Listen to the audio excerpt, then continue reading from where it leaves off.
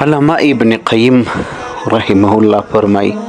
وایي کوم سړی که غواړي چې د جنت په لاره باندې ولاړ سي نو هغه لاره د په نبي کریم علیه الصلاة والسلام باندې د درود شریف وینا په کثرت او د تابعداري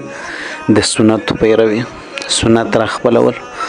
د مبارک یو ځل صحابه کرامو ته ویل چې صحابه کرامو یو څوک به له ما سره جنت ته داخل سي او بعضې به زما په امت کې زما سره د جنت د دخول نه انکار وکړي. صحابه ورته وفرمیل قربان ای د خدای نازولې مور و پلار د ملت تاسو نه زاري د جنت د دخول نه به څوک انکار کوي ول هغه چا چې زما پیروي وکړله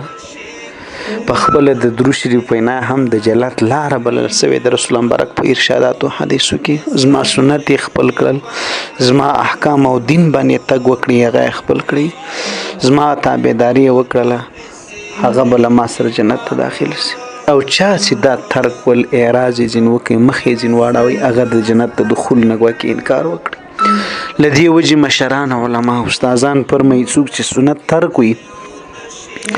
د درود شریف وینا په خپل یو سنت عمل هم دی او داسې نور چې کوم سنت دی لقد کان لکم فی رسول الله اسوه حسنه وای دی د جنت لاره ترک کول غلطه کړل په موږ ژوند تیریږي سهار سي او ماښام سي در خوب او در خوراک او در چشاک پرې کم سنت نه موږ خیال کړی دی حال دا چې په هر سنت الله رب العزت راضي کیږي او په شنیت باندې دا عبادت درته ګرځي او د ډیر لوی اجر سبب او ذریعہ درته ګرځي. بس دا وګڼه چې دغه د خدای خوښ عملونه چې ویده کیږي نو څنګه ویده سي چې کښیني نو څنګه کښیني هغه خو هېڅ مشهور چې زموږ غم او خوشحالي نن د دې خبرو خالي دي د اسلام د هدایاتو څخه خالي دي خپل طبیعت دی خپل هغه مزاج دی خپل د زړه خوښه ده چې زما زړه زما څه ده سره ته وایي زه هغسې کوم.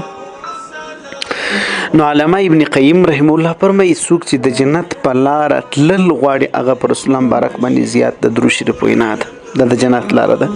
یو څوک چې زیات نیکی غواړي نو دا خزانه ده.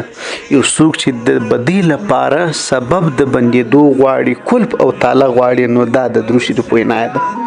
راځي موږ ټول په نبی کریم علیه الصلاة والسلام باندې د زړه د اخلاص او په صداقت باندې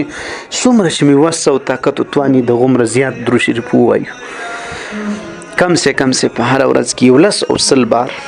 سل کرت. اللهم صل على محمد وعلى آل محمد كما صليت على إبراهيم وعلى آل إبراهيم إنك حميد مجيد.